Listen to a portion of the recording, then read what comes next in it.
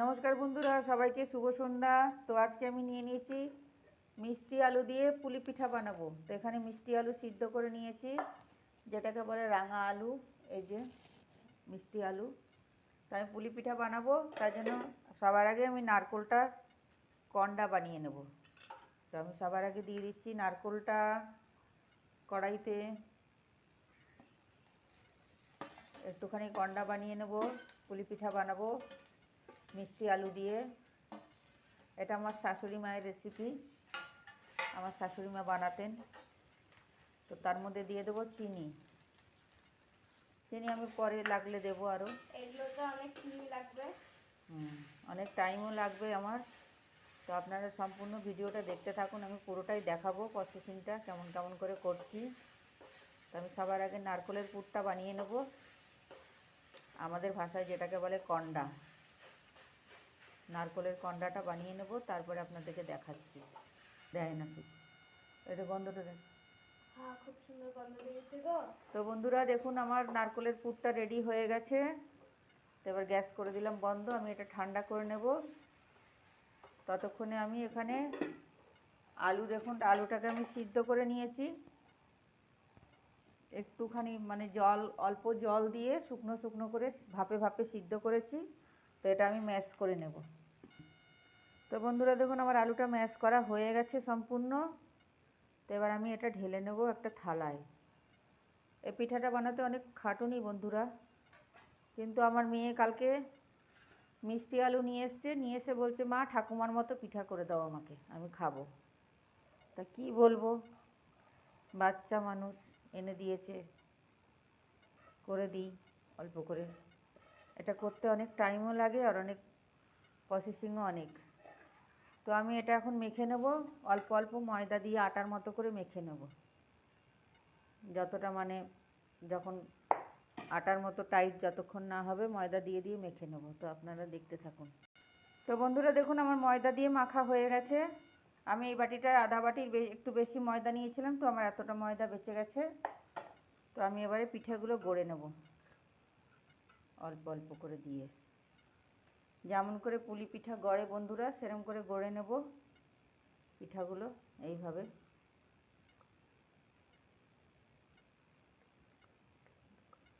বন্ধুরা দেখুন, আমি এরকম করে বাটির মতো বানিয়ে নিয়েছি। আপনারা বেলেও করতে পারেন, রুটির মতো করে, ছোট ছোট লুচির মতো।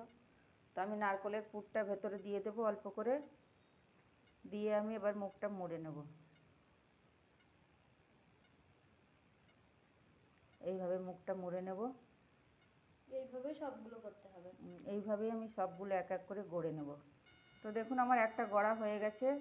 আমি এইভাবেই বাকিগুলো বানিয়ে নেব, তারপরে আপনাদেরকে দেখাচ্ছি। আপনারা লুচির মতো বেলেও মুড়তে পারেন, বাট এটা একটু একটু ভিজা ভিজা থাকবে, বেশি ময়দা দেওয়া যাবে না, একদম শুকনো শুকনো করে। তাহলে কিন্তু পিঠাগুলো যখন আমি রসে দেবো তখন কিন্তু শক্ত হবে, রস ঢুকবে না। এটা আমি তেলে ভেজে তারপরে রসে দেবো। তো আমি এইভাবেই সব পিঠাগুলো গড়ে নিয়ে তারপরে দেখাচ্ছি আপনাদেরকে। তো বন্ধুরা দেখুন, আমি ওই কটা হাতে করেছি। তো আমি এবার বেলে বেলে করে দেখিয়ে দিচ্ছি দু তিনটে। বেলে করলে আপনাদের তাড়াতাড়ি হয়ে যাবে, তাই জন্য আমি বেলে বেলে করছি। দেখুন এরকম ছোট ছোট করে বেলে নেবেন, নিয়ে ওই একই রকমভাবে পুর ভরবেন। পুর ভরে তারপরে মুখটা মুড়ে দেবেন হাত দিয়ে, ব্যাস এইভাবে। আপনাদের যদি হাতে করতে অসুবিধা হয়, এইভাবে বেলে বেলেও করতে পারেন, লুচির মতো ছোট ছোট। আমি হাতেও করেছি কটা, আর বেলেও করলাম 3-4টে। তো এইভাবে বেলে করলে আপনাদের তাড়াতাড়ি হবে। আর অনেকগুলো মানুষ যদি মিলে করেন তাহলে হাতে করলেও হবে। আমার এখানে আমি একা করছি, তো তাই আমি বেলে বেলেই করে দিচ্ছি। তো আপনাদের সম্পূর্ণ পিঠেগুলো গড়ে নিয়ে আসছি। তো বন্ধুরা দেখুন, আমার সব পিঠেগুলো গড়া হয়ে গেল, এটাই লাস্ট। তো আমি কটা অন্য অন্য শেপেরও করেছি, দেখুন গোল গোলও করেছি, গোল গোল করেছি। দেখুন আমার সব পিঠেগুলো গড়া হয়ে গেল। একা হাতে তো বন্ধুরা অনেকটাই টাইম লেগে গেল। আপনারা যদি করেন এই সমস্ত জিনিস 2-3 জন মিলে করবেন, তাহলে আপনাদের তাড়াতাড়ি হয়ে যাবে, খাটুনিটাও কম হবে। তো আমি সব পিঠেগুলো গড়ে নিয়েছি, এবার আমি জায়গাটা পরিষ্কার করে নিয়ে আসছি। তো বন্ধুরা দেখুন, আমি এখানে 1 বাটি চিনি দিয়ে দিয়েছি, দিয়ে দিলাম আরও 1 বাটি চিনি। আর দিয়ে দেবো জল। তো আমি একটা রস বানিয়ে নেবো এটা দিয়ে। রসটা বেশি ঘনও বানাবো না, আবার খুব পাতলাও বানাবো না। ওখানে বসিয়ে দিই ইন্ডাকশান। এই আমি রসটা বানাতে দিয়ে দিলাম। রসটা আমার হোক ওদিকে, আর এদিকে আমি কড়াই বসিয়ে দিয়েছি, গরম করে নিয়ে আসছি। তো বন্ধুরা, আমার তেল গরম হয়ে গেছে। তো আমি এবার পিঠেগুলো ভেজে নেবো এক এক করে।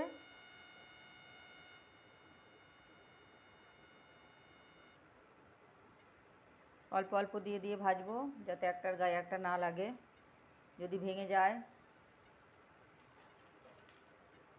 অল্প হিটে ভাজবো, হালকা লো টু মিডিয়ামে ভাজবো। সবগুলো ভেজে নিয়ে আসছি। তো বন্ধুরা দেখুন, আমার পিঠেগুলো ভাজা হয়ে গেল এক খেপ। এইভাবেই আমাকে 3-4 খেপ ভাজতে হবে, একবারে হবে না। তো আমি সবগুলো তুলে নিয়ে আপনাদেরকে দেখাচ্ছি। তো দেখুন, সব পিঠাগুলো তুলে নিলাম। আবার বাকি পিঠাগুলো আমি এইভাবেই ছেড়ে দেবো।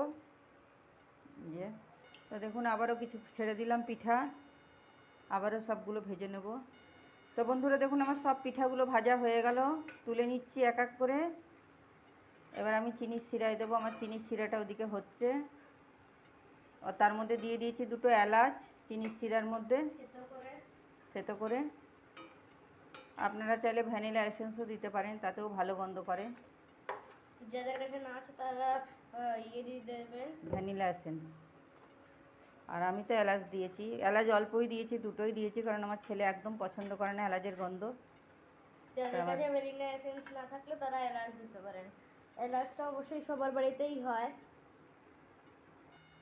তো বন্ধুরা, আমার দেখুন চিনির শিরাটা হয়ে গেছে। বেশি আঠাও করিনি আর বেশি ঘন পাতলাও করিনি, মিডিয়াম। তো আমি পিঠাগুলো এখন ছেড়ে দিচ্ছি।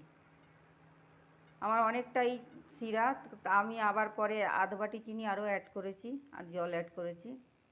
তো এগুলো সম্পূর্ণ রস টানবে, রস টেনে গেলে আপনাদেরকে দেখাচ্ছি।